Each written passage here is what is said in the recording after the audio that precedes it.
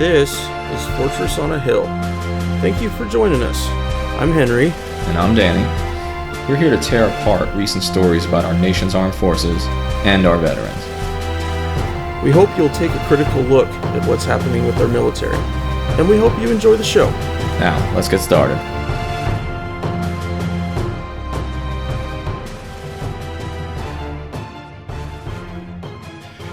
Today I'm sitting down with Tyson Manker, a Marine Corps veteran and current client attached to a class action lawsuit that's going against the Navy Discharge Review Board to upgrade his discharge, along with many other Navy and Marine veterans in a similar circumstance. So Tyson, how's it going? It's going pretty well. How are you, Chris? I'm doing all right. So I was hoping you'd start our time off with if you could just give us the Reader's Digest of your time in service and how all the events kind of came together with that. Sure, I'll do my best to summarize the Marine Corps infantry enlistment. I served with the 3rd Battalion, 7th Marines, based out of 29 Palms, California. Okay. And I was a young Marine there when 9/11 happened. We watched on TV and knew that we would be involved in some capacity in a response. And my unit, I was an 81 millimeter mortarman, and we were involved in the initial invasion. It's been 15 years now, which is tough to believe. And we did what we did. We invaded, we made it to Baghdad, we occupied, we provided security, and so forth and so on. QRFs, vehicle checkpoints, and the like. Okay. We were not screened before we were sent home medically, PTSD. We filled out a questionnaire. And when we came back, I and just about everyone that I served with ran into rough patches. Mine happened almost immediately when I came home and I found out that my parents had separated while I'd been deployed. So on leave, I went out with several Marines at 29 Palms. We got drunk. We got high that one night, and I went home. And when I came back to base, I was immediately ordered to CID, interrogated without counsel for 3 hours. My interrogator said, "I know that you're lying about getting high that one night. And if you don't cooperate, I'm going to tell your command that you weren't cooperating, and I'm going to charge you with crimes ABC, XYZ. You're looking at 50 years in Fort Leavenworth." And I held out my innocence. I said, "Look, I didn't see them. They didn't see me." He marched me into a booking room and started rolling my fingerprints, booking me.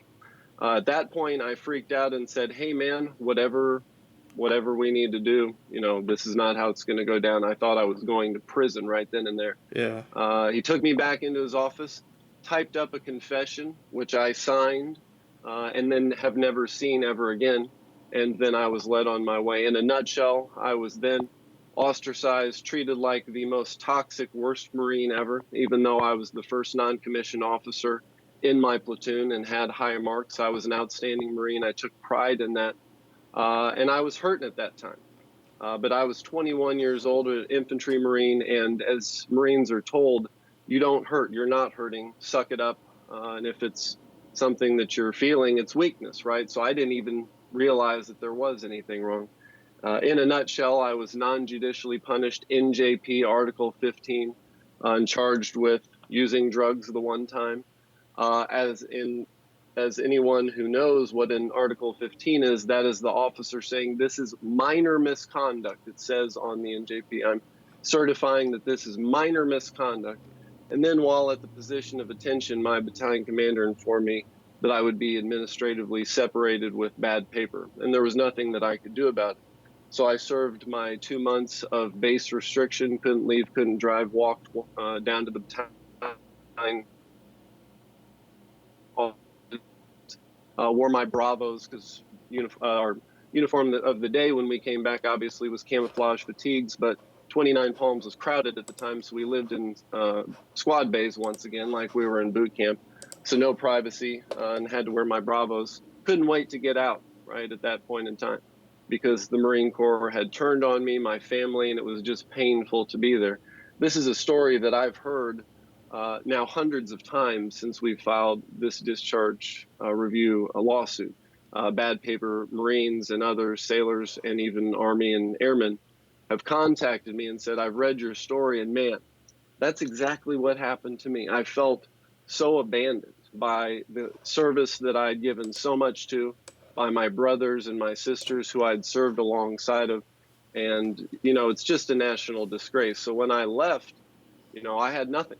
I was stripped of my GI Bill. I was months away from my EAS. I was a short timer looking at my time getting out.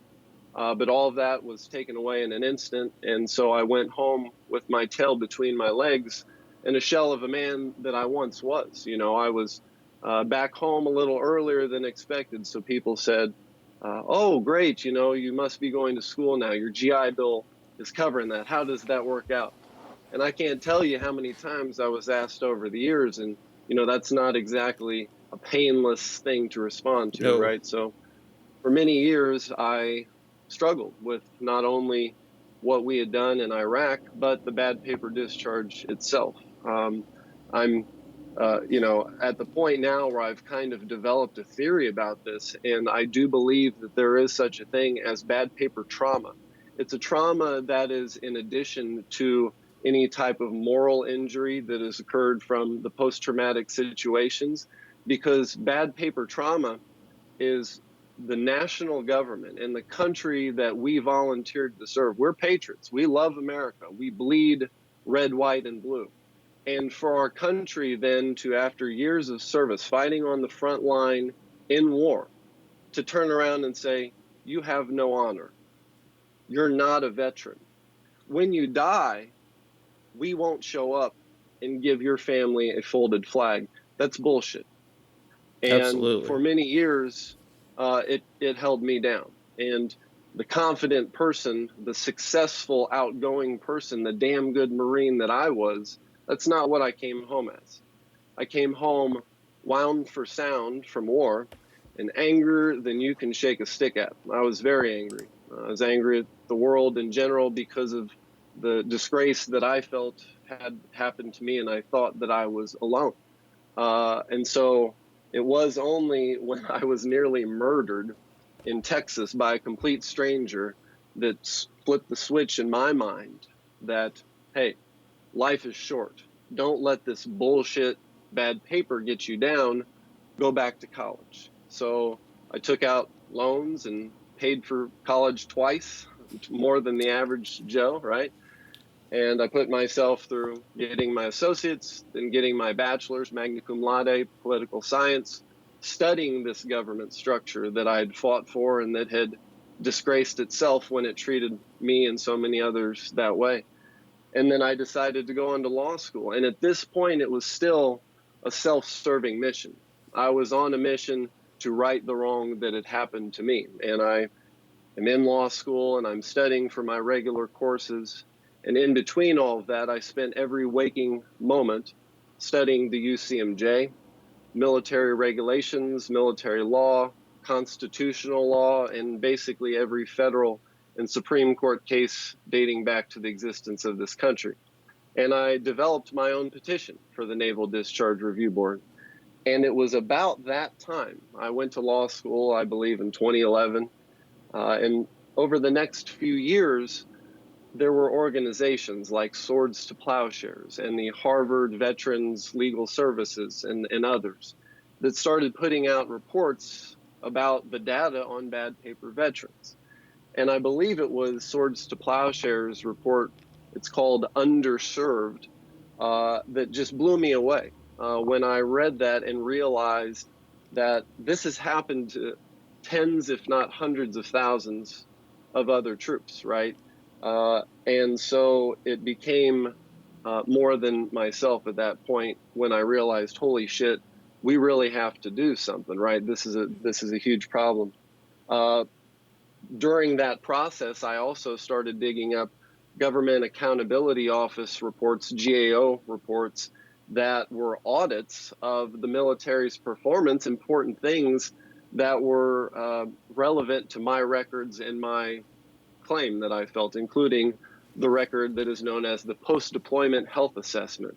This is a 4-page form, at least it was in 2003 when we filled it out, that was brought about after the Desert Storm War, when Congress and others realized we were sending troops to Desert Storm without any way of screening their health before or after. And they were coming back with all these sicknesses. And Congress was still with its pants down, so to speak, and had to pass a law making the Pentagon develop some sort of screening process. It was in 97 that happened. So when we invaded in 2003, these procedures to screen us were in place, right? But GAO has come out with a number of reports over the years that shows, hey, we've audited several of the branches and we find that these things aren't being done properly. In a nutshell, there's people that are showing signs on their responses for PTSD and depression, and they should be sent on for additional screening, and they're not. That's a problem, right? And so what we found was that, I can only imagine, and I would love to talk to other Marines and other ground type troops, whether it be the Navy, the Army, or so forth and so on, that are actually on the ground that are doing these things. Did you do it like we did? We filled it out, kind of in a group, and we turned them back in, never to be thought about again, because that's kind of the standard experience. What the law requires is you fill it out and you talk to at least a corpsman about your responses, right? And you get to have an honest conversation. This is a medical thing, right? Yeah. An honest conversation about, hey, maybe I am hurting, right? Because in the Marine Corps Infantry in 2003, we did these things in a group. And we were told, you are not hurting, suck it up, buttercup. And anyone who asks for help, just raise their hand right now. That was a company or battalion size formation when they did this. How many people do you think asked for help? Not a one. Right? So we have some cultural issues that are not going to happen voluntarily, and we're going to force the issue. And that's part of what we're doing here. So to continue on with the story, this is not about me anymore. We filed the suit after I was denied by the Discharge Review Board because, as has been the case time and time again over the years, their denials are arbitrary and capricious. That's the legal standard, right?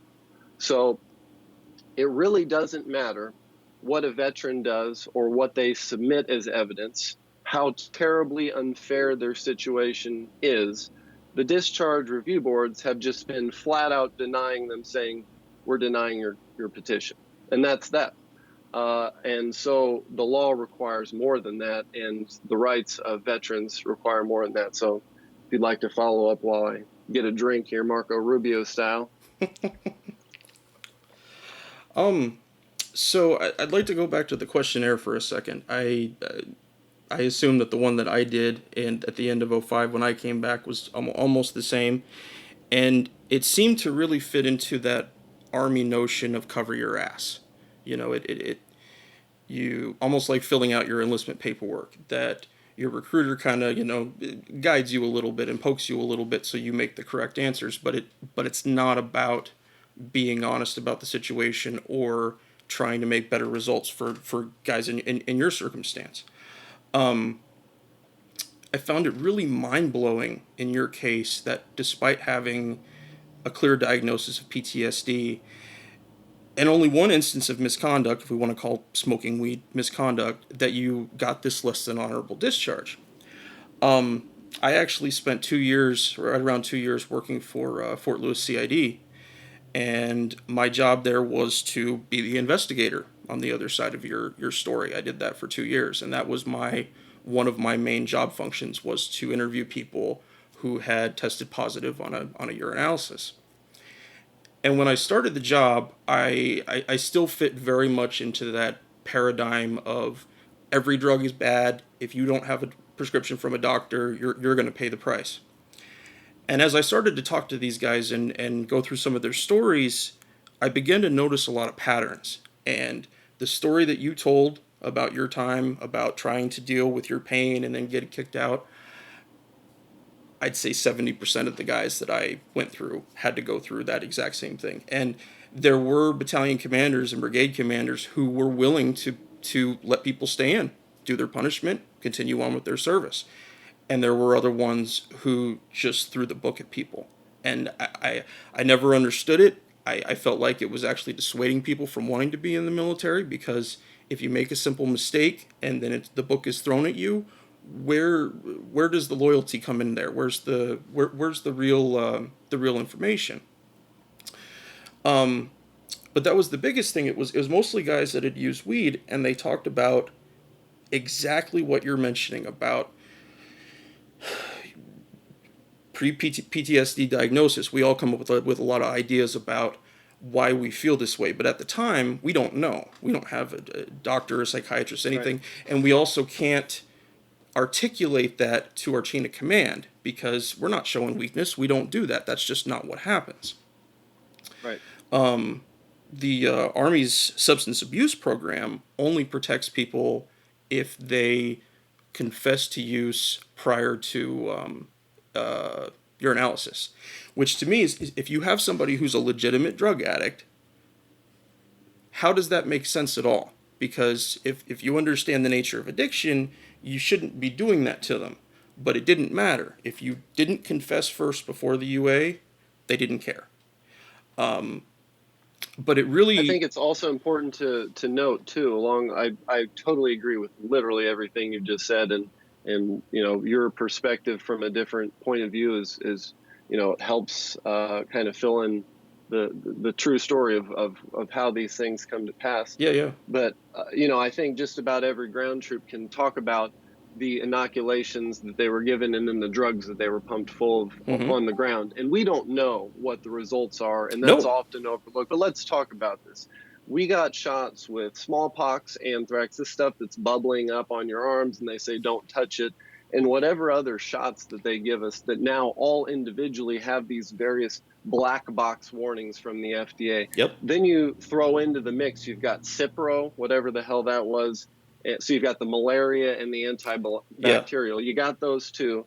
So this is the type of medical scenario that we've got. You got grunts out on the ground. The corpsman gets out his little bag and drops pills in people's hands. Every day you get online when the command, well, this was not every day. This was when command was suspecting that people weren't taking their pills, and you're doing it by the numbers, right? So I wow, remember doing these kinds of things by the numbers in the zone, and who knows what this stuff is doing to you. I do know that everybody at least once got the explosive squirts from both ends, right? So whatever kind of dysentery it was. yeah, And at Hotel Karbala, my unit specifically, we had the CBs build the little A-frame shitters with the steel pots that were full of diesel. yep, And our boots would go out and stir the shit literally, and it would be raining down soot all over our base camp, during those days. In addition, they were giving us Dexedrine, which I didn't even know what that was. So they're literally giving us the little speed pills that pilots are getting that nobody really talks about ground troops. So you've got speed pills, anti-malaria, antibacterial, you've got all of this stuff. You're not getting any type of regular sleep. Your diet is jacked. You're under constant stress. And then you're doing the mission of an infantry person. Every person, and it doesn't take an infantry person, right?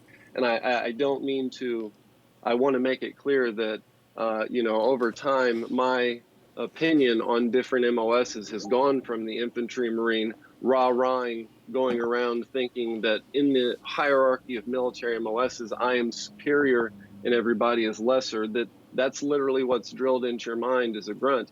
That's certainly not the case, right? yeah, And whether you're a motor T drive, someone who's having to drive a target and can't even return fire, that's extremely scary. I can't even imagine doing that kind of a job or any other type of support on the ground, or even our domestic drone operators who are having to compartmentalize this kind of death and destruction and then go home to their families after their 9 to 5, So there's a lot of ways that you can be interactive as a service member with the various types of assaults that are part of the global war on terror that is still going on.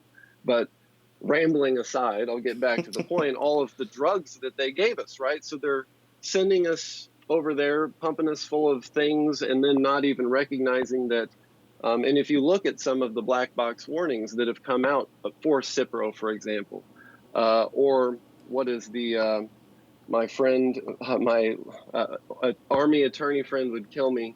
if he knew that I couldn't remember the name of the drug that is becoming a problem. It starts with an M. Oh, Having a brain fart here. yeah, Uh, I'm not sure. but anyways, it's something that isn't talked about, and it's just another factor in that they could be sending us over there without any drugs, right? And combat alone would cause traumatic brain injury and post-traumatic stress, traumatic experiences. But then you add into the mix of that potential, you send people back home then, and they're having various types of chemical imbalances in their body because once you're back stateside, you just instantly stop taking that stuff, right? You're not taking Cipro and antibacterial and Dexedrine and all these other things. So, and then of course, people are just basically sent home, right? You go out on leave. I do understand things have changed some, and my experience is based around how the Marine Corps was, uh, how things were set up in 2003, and there was a very antiquated view of things back then, and I think we've made some strides on administrative boards and making sure that we're not kicking too many people out, but the hundreds of thousands that have still been thrown out without anything and with clear undiagnosed post-traumatic stress. It's a national disgrace. And one thing I would say too, you talked about, there's this, I don't know if it has affected recruiting and retainment, but I would say that in the Marine Corps, we say semper fidelis, always faithful, leave no Marine behind. And I just have a hard time believing that all Marines truly understand what that is, because we focus on two things in the Marine Corps. One, mission accomplishment. Two, troop welfare. And by golly, if when we get back stateside after doing the damn deployment, if mission accomplishment doesn't end and the troop welfare begin right then and there, at least for a medical screening, then I don't know when it does. And any Marine who takes pride in not looking to find out what is going on in another Marine's life, if they're having issues, if their immediate instinct is to turn the sword, I think that individual needs to re-examine what it means to truly be a brother or a sister to those on their right and their left. Because I tell you what, the feeling that your Marine Corps has abandoned you, it causes not only this trauma to a person's soul, but its effects, its impacts ripple out into the communities and are then faced by the moms and the wives and the siblings and the so forth and so on. The EMTs that have to show up for these emergency crisis scenarios when you're having a veteran who's not only having an episode, but they've got bad paper. So they've been ostracized in a completely different way and are struggling with a completely different kind of trauma that could have been prevented altogether, right? So back to the lawsuit, what we're trying to do is kind of put a Band-Aid on a sucking gunshot wound after it's happened, right? These are the discharges. This doesn't change how people get kicked out, which is the first issue. We're trying to fix the subsequent issue itself, which is when we've gone to the boards over the decades, the boards don't follow the law, and that's a problem. It's not just they're not following a certain statute. I want all of your viewers and listeners to understand, especially those who care deeply about the Constitution. We are alleging, and it is the fact, that the boards are violating the constitutional rights of the former service members who apply. And that's a big deal. There's a thing known as due process. Everyone is familiar with that. And by denying procedural and substantive due process in various ways to all who apply, the Constitution that we fought to protect and defend, that we is behind us years after our service, which is borderline insane. So we need to fix the boards, and we plan on doing that. The problem, though, I would say, is I'm happy with the way things are going. And 15 years ago, when I thought I was all alone, I would have never have dreamed that a great law school like Yale or Harvard or these others that are getting involved, and civilians who could be doing just about anything else are spending their time focusing on veterans issues and specifically the unfairness of some of these bad paper issues and took the time to get involved. That was truly a big deal and is a big deal. Just like the Crawford lecture that we mentioned and I'll talk more about is getting involved. But even if the boards start following the law, what is that going to do for the homeless veteran who's living in a tent in a big city that can't access the VA right now as we speak? They still have to go through the process, right? So they're going to have to go get their PTSD diagnosis somehow.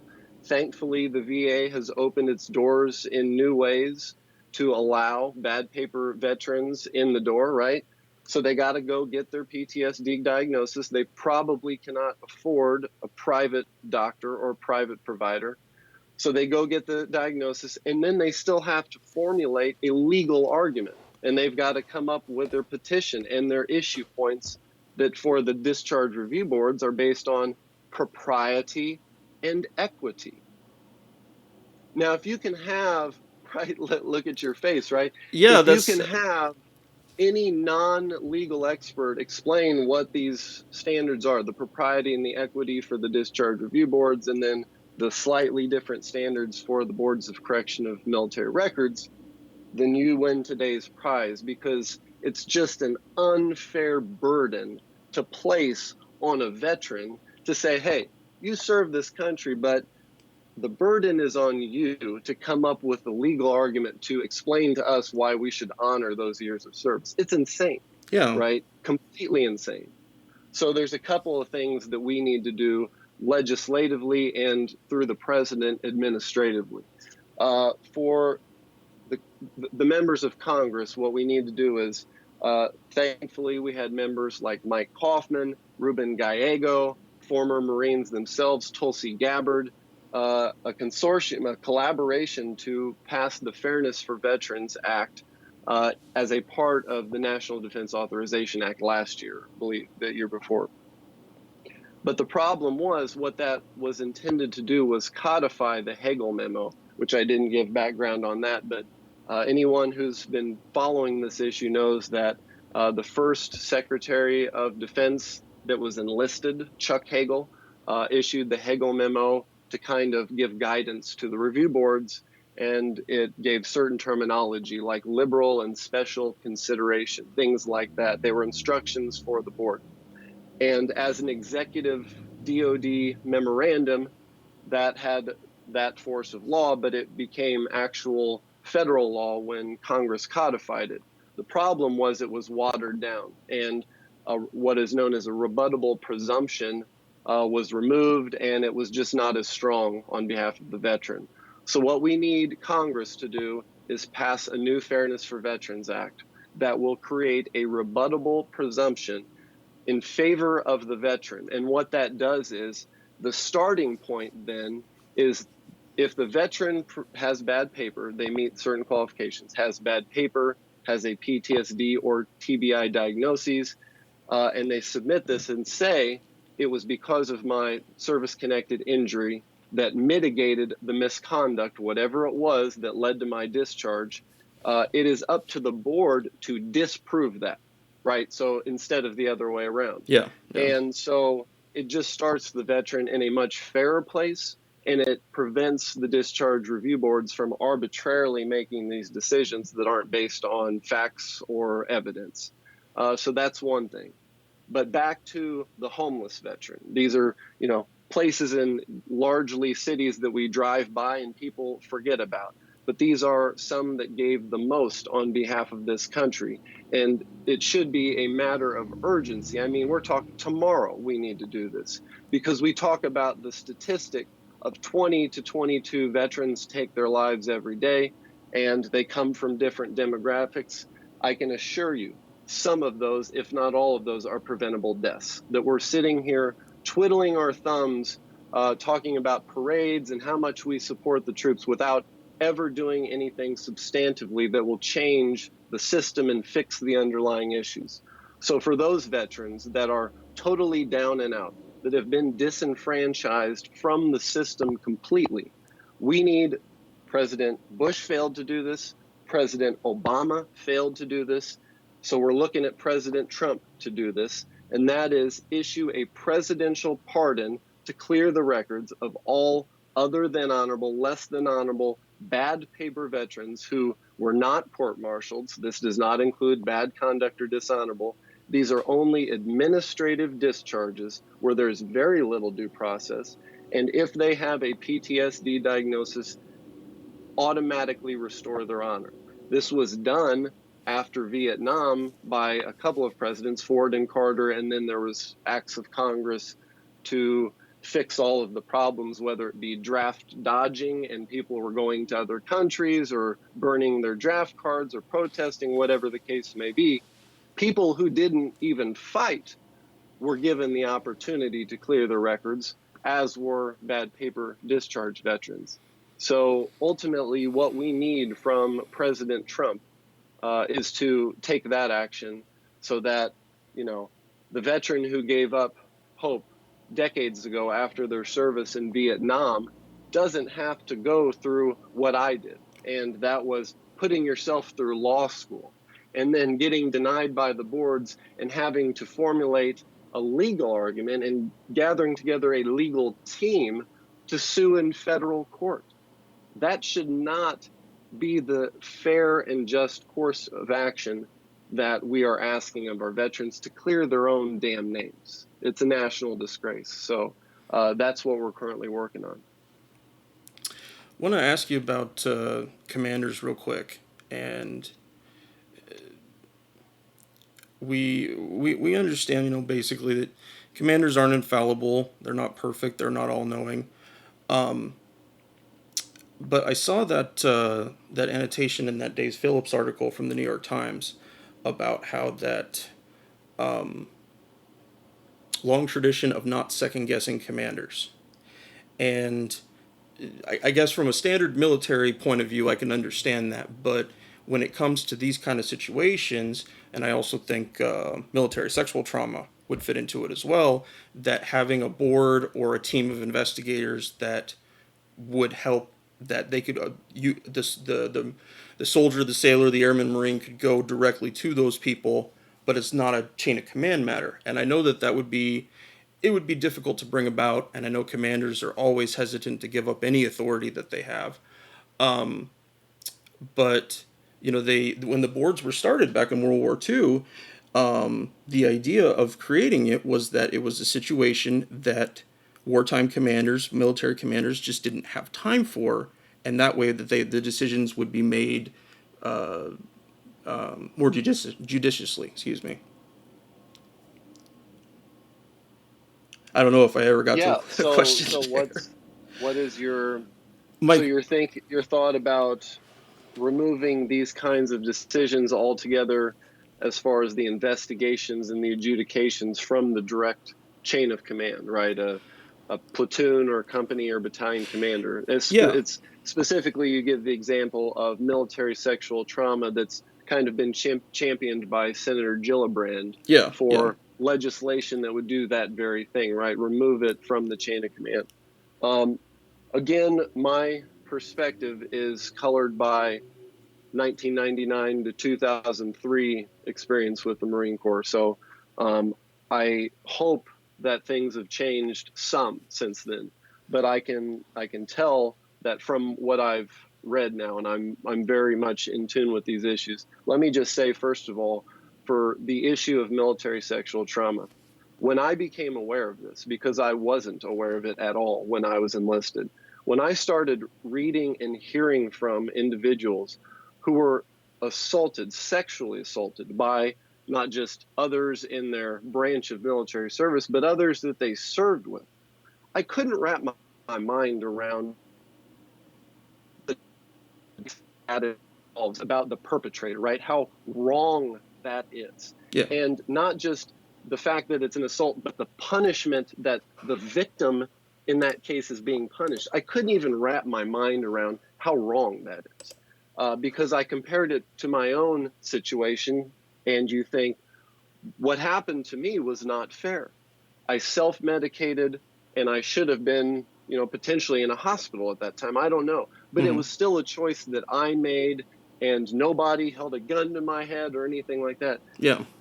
But to compare a victim of military sexual trauma is a victim, and then for a chain of command to respond by punishing the person who was victimized again, uh, I think that shows how out of whack command culture is. And if anything, that's a clear sign that these kinds of adjudications and investigations cannot take place in an unbiased way at the command level. They just simply cannot, right? Yeah. So, you know, I think that, people need to understand, as you and most of the listeners probably do, that the military exists for one reason. It's to fight wars and to kill the enemy as quickly and ferociously and powerfully as possible. And a commander has the duty and the responsibility to keep those in his command as tip top and ready to go, and to fight the war and to do their part as expeditiously as possible. That's the role. And so when you have a troop or any number of troops that are injured in any capacity, that's basically like the DL, right? They're holding us back. They're dragging down the speed with which we can operate. And the best thing for a commanding officer to maintain that efficiency is to quickly get rid of them, right? So, civil rights, constitutional rights, all these rights of a particular, the well-being and the medical care that a service member should get are too often an afterthought for commanders who are only focused on keeping their command ready. And so I think that is a foundational, fundamental part of why we're seeing military sexual trauma victims being punished with bad paper. It's incomprehensible. Every commander who has ever been involved with something like that should be ashamed of themselves, and they need to rethink, again, their oath to the country and their sense of camaraderie with those that they serve with. So I think, again, that's again, we need to think that the Constitution matters. Article 1, Section 8 says quite clearly it is Congress's job to regulate and maintain an army and a naval forces Yep. and all that other stuff, right? So that's where we get the UCMJ, which is part of the U.S. Code. And it would take, of course, it seems like heavy lifting, but if we look back to the greatest generation, our World War II grandfathers and grandmothers who came back and organized and created these VSOs that we're all so familiar with, like VFW and AMVETS and American Legion. And we look at the kind of benefits that we as veterans now have thanks to them. They did a lot. Oh yeah. They did it. They invented the UCMJ, right? So for us to tweak the UCMJ a little bit, or to progress things for the next and current series of service members and veterans, that's not asking a lot from us. In fact, it's our duty, right? So service never stops. And I think that, a lot of our friends and our comrades who get out and are looking for that structure and that camaraderie, I would encourage them, find it by reinvesting yourselves in veterans advocacy and advocating for change that needs to happen. So back to the issue, can a command investigate and handle these matters in a unbiased, neutral manner? I'm afraid not. And until I see empirical evidence to negate my anecdotal experiences and all of the stories and the data that I've seen, nothing's going to really change. And that's the fundamental part. The discharge review boards wouldn't be overwhelmed if they didn't have these mass amounts of people that have been kicked out unfairly applying, right? So if we adjudicated things in a more legal and equitable manner, I think it would start with changing this culture. And some things you've got to force, right? The when you got your response from the board, did did their written response give you any clues as to No, the direction this was headed, or was it just a bunch of bullshit? it was just a bunch of bullshit. For example, I submitted 9 issues. They responded to several of them. My issues, several of them were constitutional in nature, and I outlined a very thorough, with case law, constitutional, Supreme Court precedent cases and so forth and so on, just like any legal brief.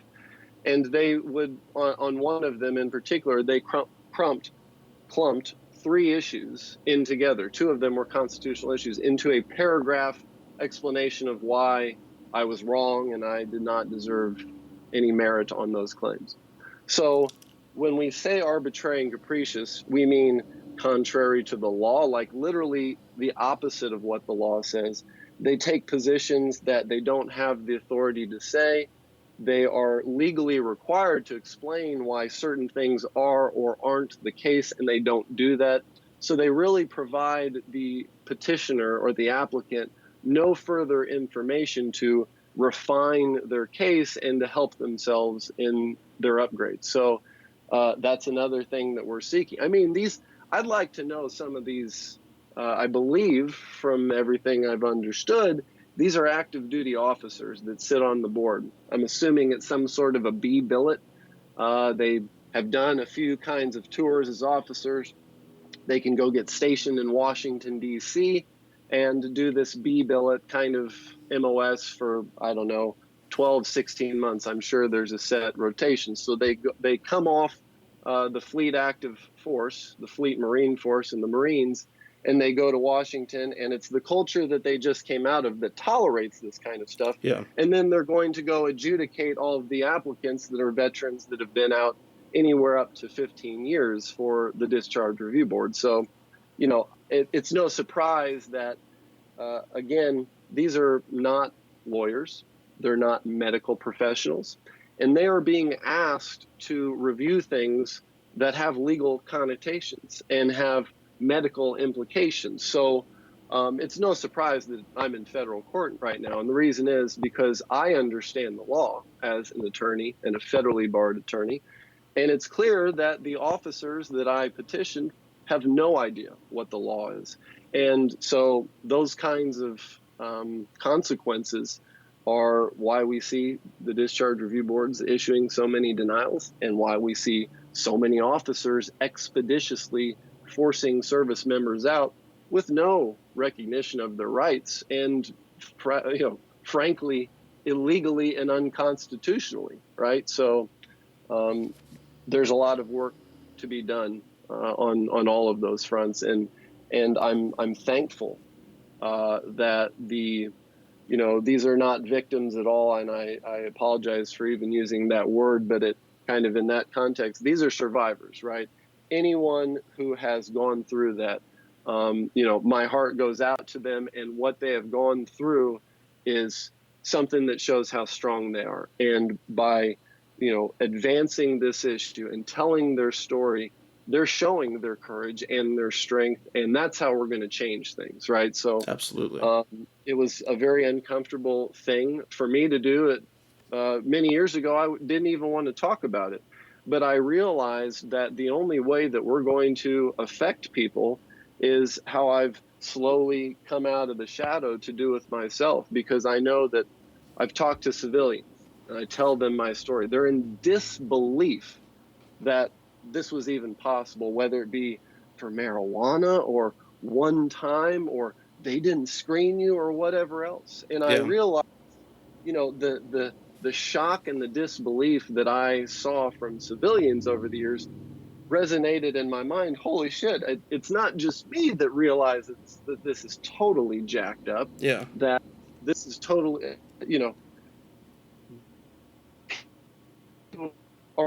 of Congress and the president, the citizens of this country do not accept what happened to me. And they certainly don't accept what happened to people who survived military sexual trauma or the war itself to come back with undiagnosed PTSD or TBI. So I would encourage, it's a tough thing to do.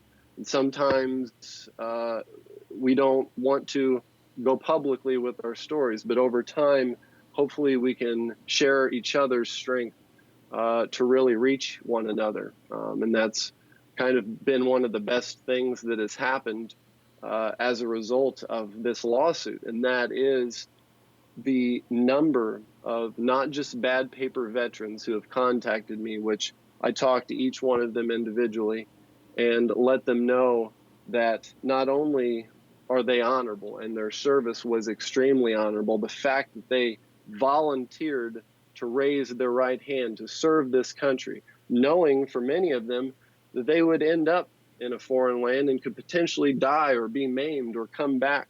Yeah. And not knowing that the social contract that they signed up thinking and understanding that the military would take care of them if they were injured. They had no idea that the military would breach that agreement. Yeah. Right. And so it's very, there's something empowering about knowing that you're not alone. Right. And that's something that Absolutely. I didn't have at first. And when I read these reports and some of the other stories, that gave me power to kind of fight onward. And so we just got to really advocate for ourselves and one another. So I'm always available. And if you have listeners who want to contact me, I'm by all means, I'm more than available and would love to talk and develop strategies to help fix these problems because no one else can speak to them like us who have lived them. No, it has to be a personal firsthand thing, and it doesn't happen to everybody. I think that's the military is huge, and statistically speaking, we're not talking about a huge group of people, but the impact on their life is huge. And, Yep. and that was something that I just couldn't stomach when I was a drug investigator, was that someone in your circumstances, a one-time mistake, and you're thrown from the Marine Corps, do not pass go, do not collect $200, with nothing. And I did want to ask you, though, something else I noticed in that Dave Phillips article. My second tour, I was out in Al-Anbar province with 1-4, and we were attached to them.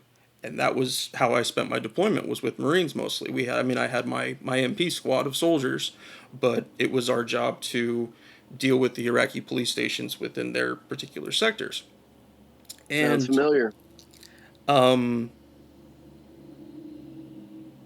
I didn't understand, because it was my first time being around active duty Marines. I didn't understand how strict Marine Corps leadership is, especially compared to the Army. And being an MP, we do half infantry stuff, half MP stuff if we want to get to brass tacks about it. But we did a lot of things that ordinary infantry might not do or would be assigned to something else. But in seeing that, do you think that Marine Corps leadership notion, I don't know specifically about the Marine Corps, but that after SecDef Hagel made his new guidance and Army and Air Force went from, what was it, like 98% no or 88% no to 45s, Right. and the Marine Corps and the Navy didn't change a dime? And I started thinking about that, and it's like, is that just the difference in culture? How hard, because it's a much stricter place to be than I was ever in the Army, and I was just wondering about that. I think that's accurate. Again, I can't, I was never in the Army and, so all I know is the grueling dog eat dog nature Yep. of the Marine Corps. We talk about leave no Marine behind, but then literally on the flip end, we cut each other's heads off at the snap of the fingers, Yeah. Yeah. for the most minor incident. Right. And so, what I've heard, what I can say is, fleshing out that notion that of the dozens, if not hundreds of stories that I've heard directly from people in the Army and other branches of the service, is when they've done cross training, for example, they've made those same observations like, good God, Yeah. they're just brutal to one another. And we just went out of our way to avoid them.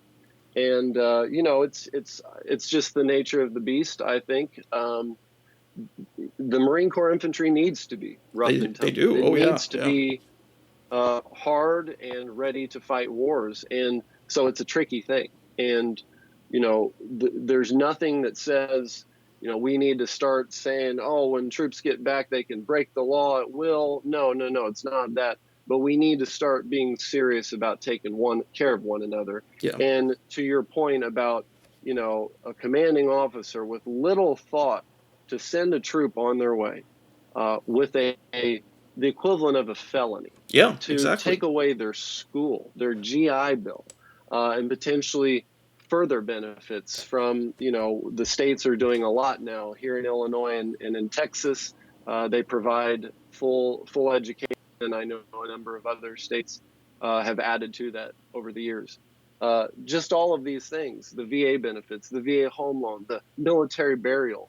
Like, why should, whether it's, self-medication or a series of misconduct that is literally showing up for formation late because someone can't sleep or Yeah, whatever. yeah.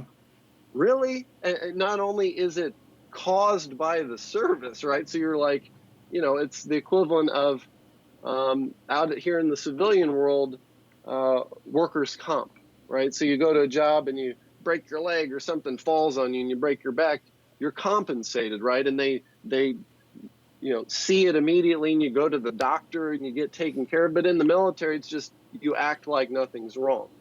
And so, again, the complexity of the commanders needing to maintain, combat readiness, it's an important thing. But, I think the conversation, we're focused on a 2018 mindset. We're not thinking outside the box.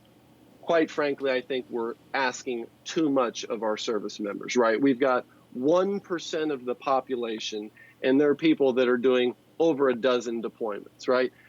Never in American history have we asked a smaller population to do more to protect this country than we're doing right now. So instead of having the conversation of, combat readiness and, commanders need to kick people out or keep them in because they're not getting any new people in, right? Yeah, yeah. If there was some sort of mandatory service, which I think sooner or later we're going to have those conversations, whether it's we're going to wait until we get a full-blown attack on the West Coast from some of our serious adversaries, or if we just get to the point where so many suicides and so many people are being just overextended and commanders are saying we can't do it with the troops that we have because they're combat ineffective. Yeah.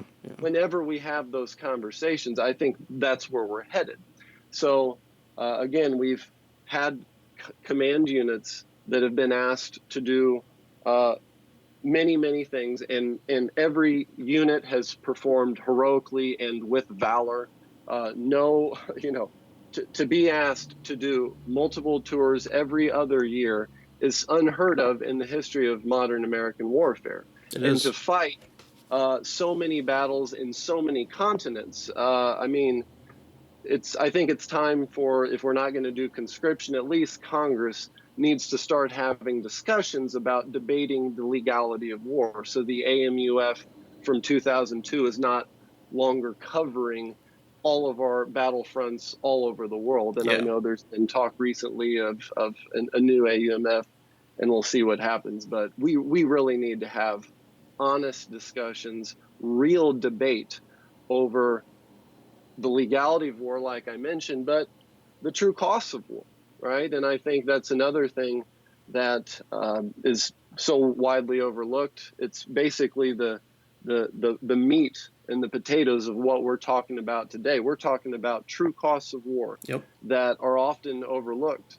It's not a sexy thing to talk about administrative boards and restoring honor as much as it is of doing mother of all bomb attacks and fighting Syria gas.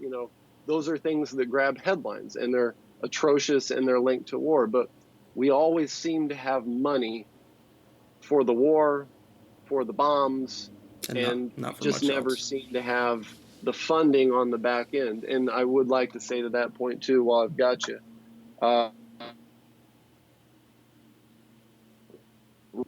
realize we talk about the VA and basically all you hear are the horror stories. but I can personally speak and say the VA saved my life. The VA has a fundamentally different role than the Department of Defense. And where the Department of Defense forces people out, many times the VA is there to pick up the pieces. Mm-hmm. And it wouldn't be without the support and the care of the professionals that I've personally interacted with, who are so caring and wanting to get to the heart of my issues, that I was able to start turning things around and heal on my own. And so, yeah, there are problems, there are inefficiency issues, but let's be honest, the VA has 40 to 50,000 openings right now that are not staffed, Tons right? of So them, yeah. when we talk about claims not being processed or the amount of wait time for an appointment, well, it makes a difference if you don't have doctors and nurses to be there to fill those appointments and so forth and so on. So if we're going to have the VA perform, which we need to fund the VA. So we need to staff all of these openings. And it's also important to know that a lot of people don't even realize there's an ideological attack on VA right now, and that is, it has nothing to do with veterans, nothing to do with veterans care No. or national security. It's an ideological battle that's being waged by people who want less government. They want less government because to them, government represents an impediment to them making a profit. Because if we had a free market for everything, then we could just make a profit off of everything, including veterans' health care. The problem with that is, as you know, and many people realize, veterans care does not the same thing as private, regular, everyday people care. No. And that was highlighted in a very important book that was written by the former Secretary of Veterans Affairs, David Shulkin, and 3 or 4 other medical professionals within the VA. And that book is called Best Care Everywhere. And what Best Care Everywhere highlighted was the innovative things that VA is doing across the country. It's amazing. It's published by the GPO. And not only is the VA doing amazing things, it is doing such innovative things that the private sector could learn from. And this was, I don't know why they weren't making this more public. Let me find my copy. Hang on just one second. Sure, I've got to.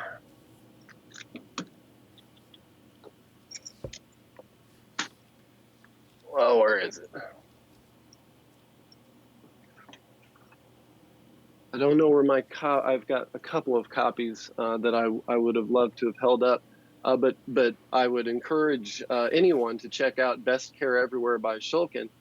And, it really puts into focus some of the real things that VA professionals are doing on the ground for veterans.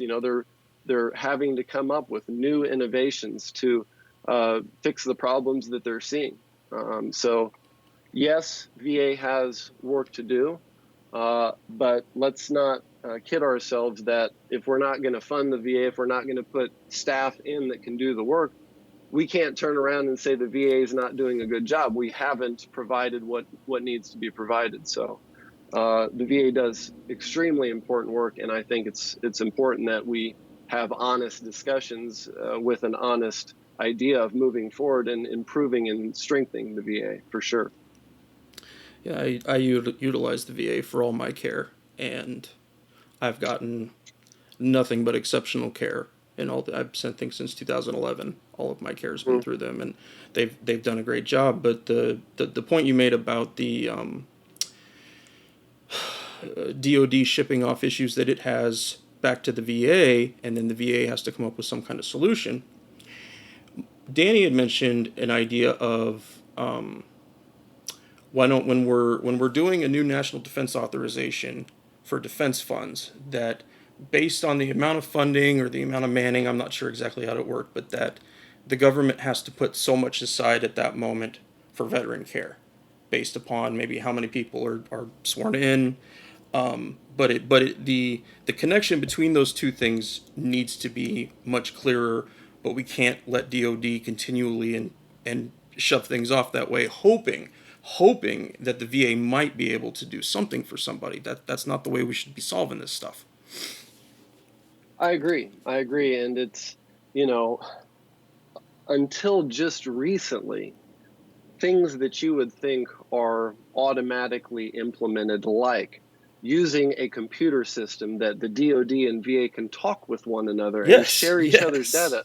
I mean, simple things like that were not being done. And, you look at how things have been operating in DC for many years is things are siloed. And, each department and agency is very particular about their own operations, and they're hesitant to share anything. So it literally takes an act of Congress to, open it up or make it mandatory for them to share information. So I think that's a starting point, right?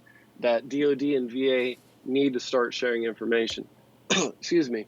One of the better ideas that I've seen that I think is also a no-brainer is that we need to be taking care of service members from the day that they raise the right hand, or even before, when they're walking into a recruiter's office, to make some sort of a packet or whatever you call it that stays with the individual all through the end of their service, and then is handed off to the VA, that has all of the kind of uniformity that can track all of their data. So it's not this cluster situation, this snafu where you're walking out after your taps processing, you've got your little zipper bag or whatever the case may be, and then you've got to go through all these applications and processes. Like, we want to talk about efficiency.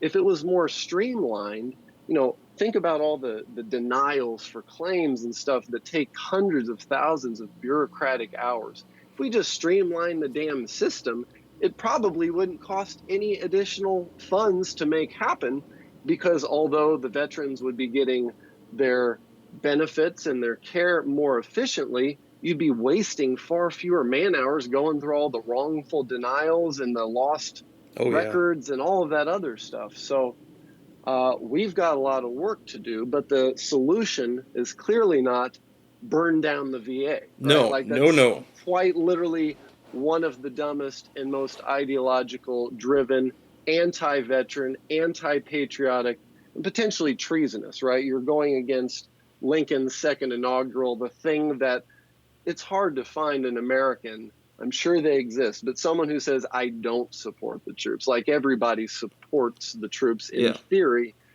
How much are we willing to prioritize? And I think that, one thing that I love to see veterans running for office and getting more civically engaged, even if they're not running for office. It's important to remember, politics is local. Forget about, we've talked about all these national issues, but when veterans run for their local city council or their county commissioner or any other position like that, and they bring their experience and their honor and their discipline to American governance, that is so important, right? So it's just really important that our voices, we're less than 1% of the population as is, and we're not going to have the things that are important to us, the patriotism that we want to see our fellow citizens, living by, unless we get out there and share our voice and our ideas. And Absolutely. it's very easy to, get done with your service and be proud and look out and kind of feel that the country isn't paying attention to, the wars and, these needs that are important to us. But we can't allow ourselves to, be so turned off that we resort to our veteran only circles and we, put up more walls between ourselves. What we really need more now than ever in this country is veterans leadership. And when organizations need a leader to speak on their behalf, every organization in America, every type of identity politic or persuasion or socio-ethnic background is represented by the military. You've got every race and nationality and gender and orientation and all these beautiful things that, if you didn't know any better, an uneducated person on the military would think, oh, all veterans are the same. They brainwash them all into the same thing. But veterans are quite the opposite, as we all know. One of the most diverse institutions in America, and it's a beautiful thing. And so when we get out and organization or a company or an institution or a cause, I've encouraged and will continue to encourage these types of entities. Hire veterans, associate with veterans, talk to veterans, and help them lead you to a more successful and brighter company or institution or group. Because veterans are great spokespeople, as we know. There's a pitch for veterans right there, but it's true, And I think that if we feel our country is sliding down the wrong path, it's up to us to get involved. That's our duty of continued service.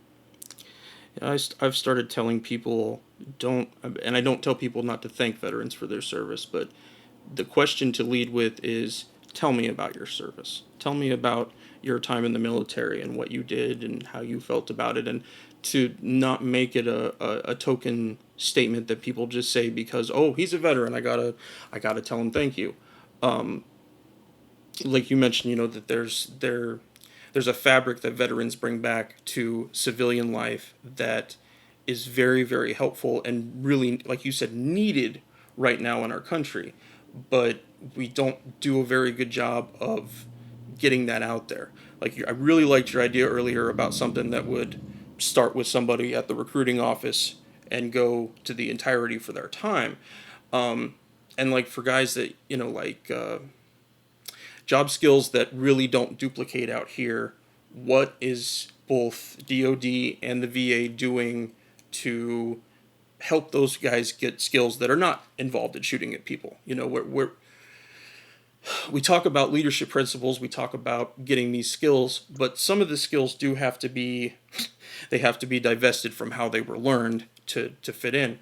But so many people are just focused on what you just described, the token veteran. He's usually a white guy, he's usually got a vet hat on. I'm just spitballing here, but that's the image that they get. That's the misperception, exactly, right? And that we need the people to understand that all walks of life, all places, foreign countries, people who aren't even citizens come here and give us language skills or other good skills.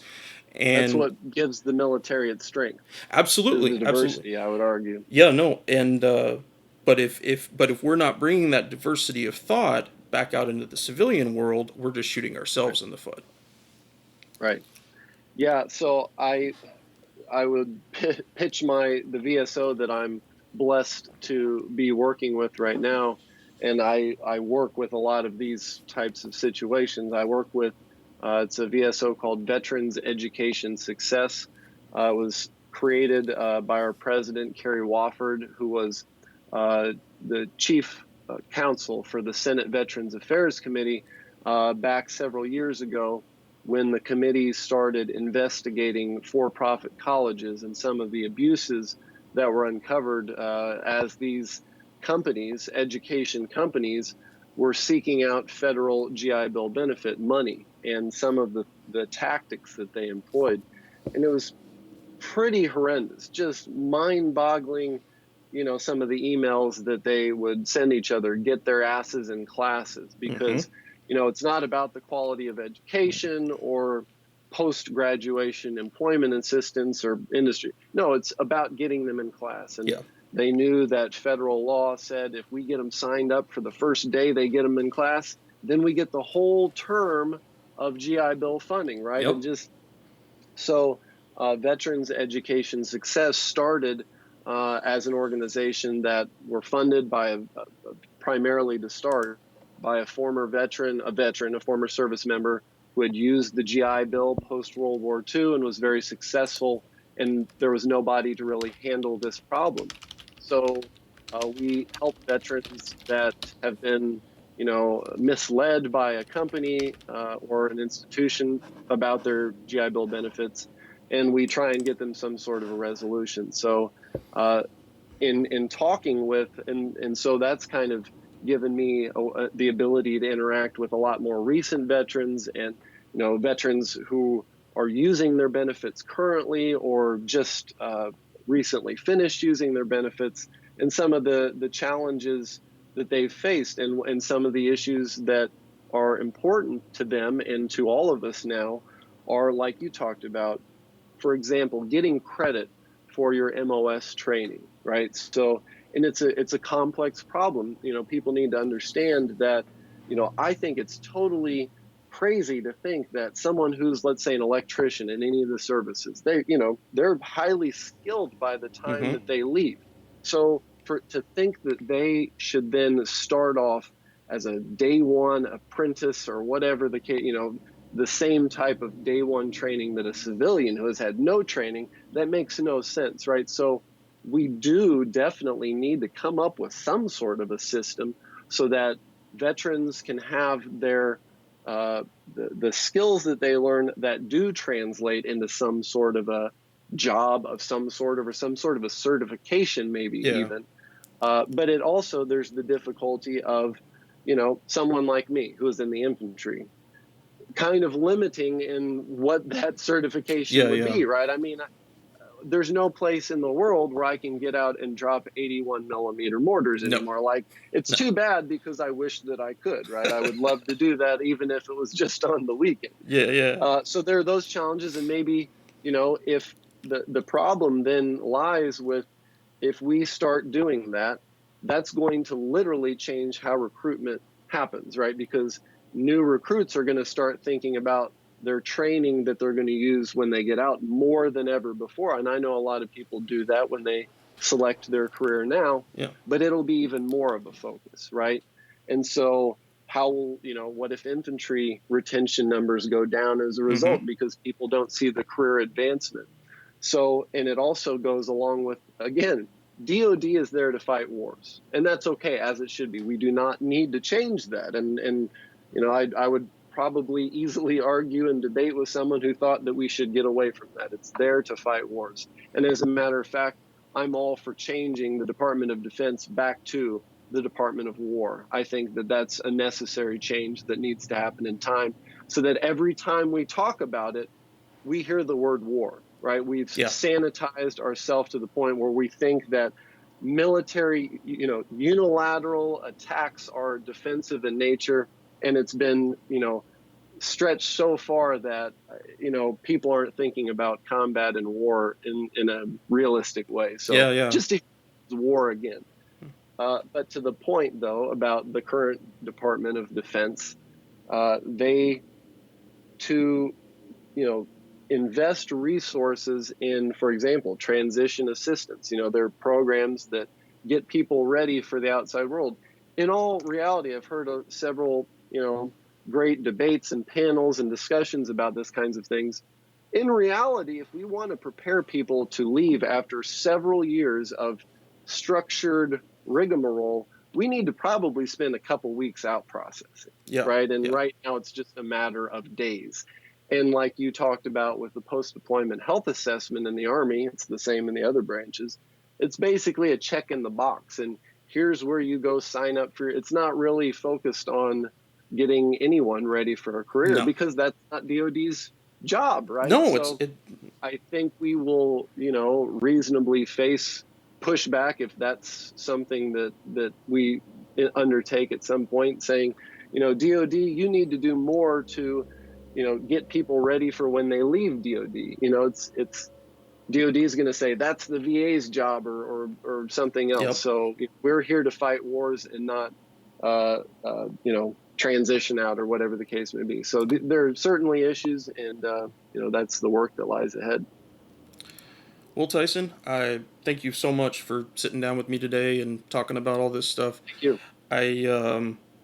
If any new news comes up about it, if you ever want to come on and just do a quick spot, just some new information or something like that, please let me know. Like you said, it's a very long process, and if we can convince people that the value added to the services separate from our defense is something that the country gets back in terms of leadership later, I think we'd have a better way to do that. But right now, it's just so many different places, so many different systems.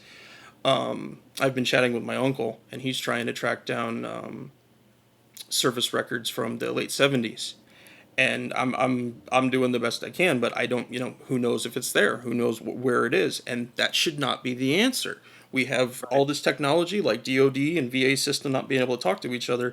We're Skyping right now on parallel systems without any issues, right? Yeah.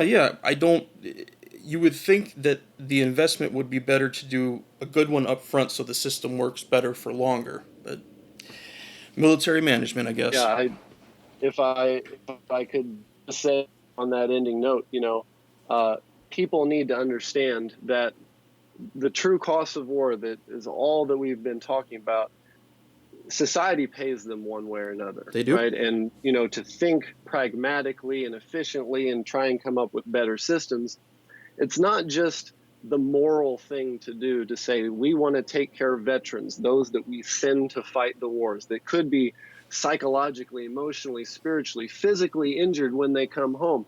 Because PTSD, even when the DoD does not deal with it, it doesn't go away. No. TBI does not go away. It just goes with the veteran, and the longer it's unaddressed, the longer it festers, and the worse the problems that go along with it can be. And so they go home. And again, they don't go away. So you've got family members that are very concerned, that want to make sure that their loved one who's now come home changed gets the care. Something's clearly wrong. Yeah. And, this has happened a number of times, 3 times in the last 2 months here locally in Central Illinois. I've gotten a call after the fact. You have a young, recently discharged service member, the last one was an airman, that had some sort of an episode. Police showed up. They end up in cuffs. One was tased in cuffs. And so, these kinds of stressors and drama, his whole family had to deal with that, this most recent one. Yeah. And then the police that showed up, they didn't want to tase someone. And when they found out that it was a veteran, I'm sure those that were involved probably felt horrible. Yeah. So now they've got to live with that. And, this guy ends up in the local hospital. He's chained to a bed, and nurses are now involved. And, so it's economic costs and just these ripple effects don't go away. They come out here into the communities. So it's after a decade and a half of war, these problems are popping up more now than ever. And, we're going to confront them, I guess, is the point that I'm making here. We're going to confront them one way or another. And we shouldn't be doing it as an afterthought after the veterans serve their country, come home, and now we're getting into trouble. We need to be proactive. And all of the things that we've discussed are part of that effort. So thanks for having me, Chris. And thanks for all the work you do. And we'll keep you updated. All right. Appreciate it. Talk to you later. All right. Thanks, Chris. Okay. Bye-bye.